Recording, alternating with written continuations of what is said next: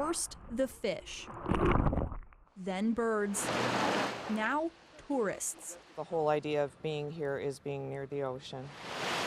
Slowly flocking back to Southwest Florida. I'm very excited that it's gone. The timing couldn't have been better. But just a few months ago, you'd barely recognize it. There was nothing but the smell. From behind this counter, Jeff B. runs Nanny's Children's Shop on Sanibel.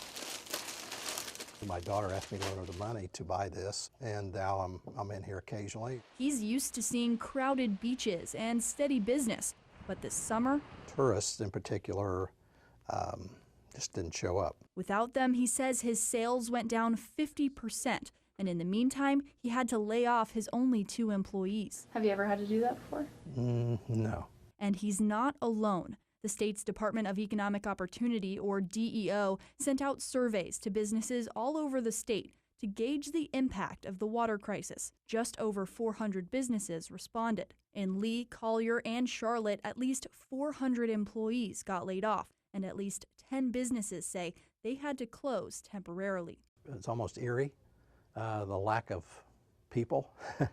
Walk in the grocery store next door, no one there. With no one there, how much money did they lose? Restaurants, hotels, boat charters, and even boutiques like B's store reported losing more than $140 million.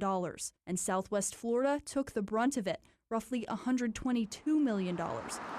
Those numbers don't include the countless struggling businesses that didn't complete the survey. This isn't just an ecological and environmental disaster, but this is an economical disaster. John Pano also turned to the DEO.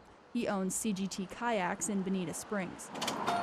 His livelihood literally depends on clean water.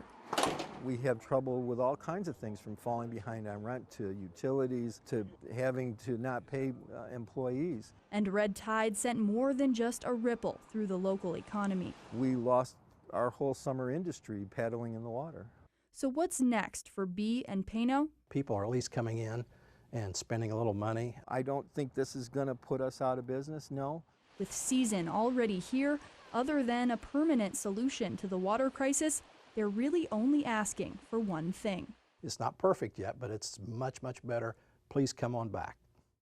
Come on back. That's what they keep saying, and it's events like the boat show that's here tonight in downtown Fort Myers along the Caloosahatchee River that people can put money back into the economy, spend some time on the water, buy a boat, buy some food, eat, shop, all of those things. And of course, businesses can take advantage of small business loans that are available, and we have that information on the Wink News app. But the people that I've been speaking to, the small businesses around here that took that survey, they say loans aren't what's going to save them. It's people.